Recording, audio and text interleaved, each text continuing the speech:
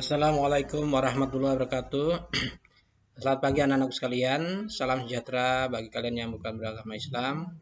Baik, pada saat ini, pada pertemuan kali ini, Bapak akan membahas tentang organisasi pertahanan internasional dibentuk pada saat Perang Dingin, yaitu organisasi Pakta Warsawa dan ANZUS. Baik, anak-anakku sekalian, kita bahas yang pertama, ya, yaitu Pakta Warsawa dan hubungannya dengan reunifikasi Jerman. Anak-anak sekalian, apa sih Pakta Warsawa itu? Pakta Warsawa adalah merupakan fakta pertahanan militer yaitu yang dipimpin oleh Uni Soviet, yaitu dalam rangka untuk menandingi NATO. Kita tahu NATO adalah organisasi yang dipimpin oleh Amerika Serikat untuk membendung pengaruh komunis ke Eropa Barat. Sedangkan para Pakta Warsawa adalah merupakan fakta pertahanan yang dipimpin oleh Uni Soviet atau Blok Timur dalam rangka untuk menyaingi NATO. Tujuannya adalah untuk membendung pengaruh liberal kapitalis ke wilayah Eropa Timur. Nah, kita lihat di sini, pendiri dari NATO adalah Nikita Khrushchev, ya, tahun 1955.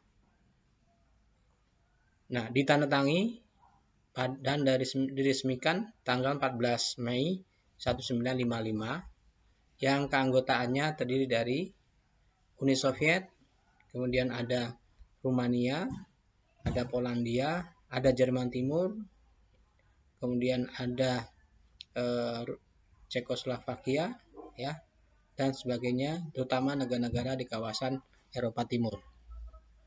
Ya, anak-anak sekalian, nah strategi Pakta Warsawa adalah keinginan Uni Soviet untuk mendominasi Eropa Tengah dan Eropa Timur didorong oleh ideologis.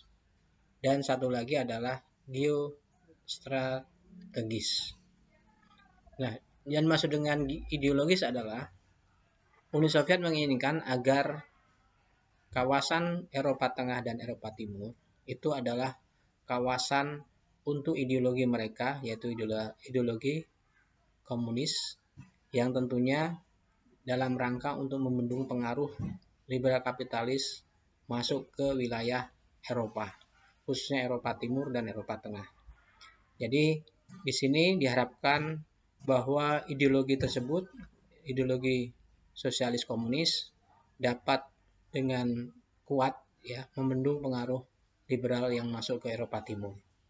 Nah, kemudian dari geostrategis, ini tentunya tidak terlepas dari adanya geopolitik juga, ya. Geostrategis di sini adalah bagaimana Uni Soviet dan negara-negara Blok Timur itu berusaha untuk, ya, memanfaatkan letak geografis di wilayahnya sebagai upaya untuk, ya, mempertahankan ideologi mereka, bahkan bisa membendung pengaruh dari luar. Bahkan secara militer, ya, bahwa letak geografis ini sangat strategis, ya, dalam rangka untuk merancang atau melancarkan pengaruh ideologi mereka ke luar negeri, dan juga bisa membendung pengaruh dari luar negeri ke wilayah Pakta Warsawa, yaitu negaranya yaitu Eropa Tengah dan Eropa Timur. Kita lihat di sini, anak-anak sekalian. Nah, Pakta Warsawa mengalami perkembangan yang luar biasa, ya, khususnya pada saat Perang Dingin di bawah pimpinan Uni Soviet. Tapi kondisi dunia yang begitu global dan adanya persaingan perdagangan secara ekonomi, ini menyebabkan Pakta Warsawa mulai mengalami keruntuhan. Nah, keruntuhan ini diawali dengan pimpinan mereka, yaitu Pakta Warsawa, yaitu Uni Soviet, itu akhirnya runtuh, ya. Ya, itu kemudian juga disebabkan oleh adanya runtuhnya tembok Berlin, ya. Di sini karena kemauan dari rakyat Jerman Timur untuk, ya, bergabung ke Jerman Barat, dan melihat keadaan ekonomi Jerman Timur yang begitu ketinggalan dari Jerman Barat, maka upaya rakyat Jerman untuk melakukan bersatu dalam negara Republik Jerman, ya. Nah, kemudian juga samping itu juga pecahnya Uni Soviet itu juga cepat terjadinya runtuhnya Fakta Warsawa. Nah, kita lihat di sini, ini pertemuan tanggal 25 Februari di Hungaria, ya. Dan kemudian 1 Juli 1991 resmi dibubarkan Fakta Warsawa, ya, yaitu tentunya ini atas inisiatif dari Todor Zhivkov, Bulgaria, dan Nicolae Ceausescu, ya, Rumania. Nah, kita lihat di sini, ya, reunifikasi Jerman. Reunifikasi Jerman itu tentunya disebabkan atau faktor penyebab reunifikasi Jerman adalah karena revolusi politik di Uni Soviet oleh Mikhail Gorbachev.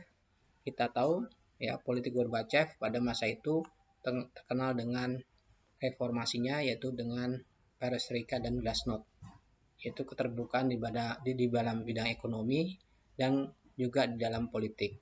Nah, dengan adanya faktor reunifikasi Jerman, ya, kemudian adanya Uni Soviet, ya, melakukan perubahan di dalam reformasi mereka, ini yang menyebabkan Jerman akhirnya ingin bergabung menjadi satu Jerman yang diberi nama dengan Jerman, Republik Rakyat Jerman, ya.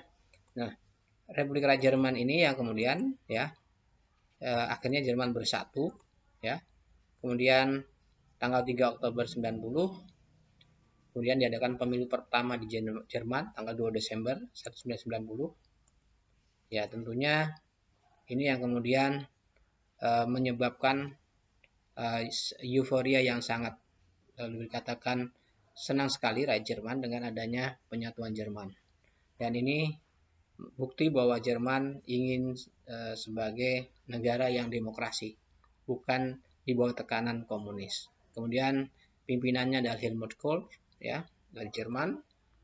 Nah, baik, itu saja dari pertemuan hari ini. Kita akan lihat kuis. Silakan untuk kuis ini kamu bisa saksikan dalam video pembelajaran saya ini. Anak-anakku sekalian, silakan dikerjakan di buku tulis atau mungkin diketik di Word. Kemudian tugas individu dikirim melalui Google Classroom. Sekian pertemuan hari ini, kurang lebihnya mohon maaf. Assalamualaikum warahmatullahi wabarakatuh.